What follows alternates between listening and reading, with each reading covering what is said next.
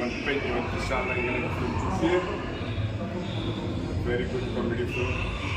Kadang kan slapstick, kadang kan situation comedy. Kita jokes, kita dialog, kita ketika comedy ya. Kita benar film lah, kan orang berkan film berkan di dialog skin di.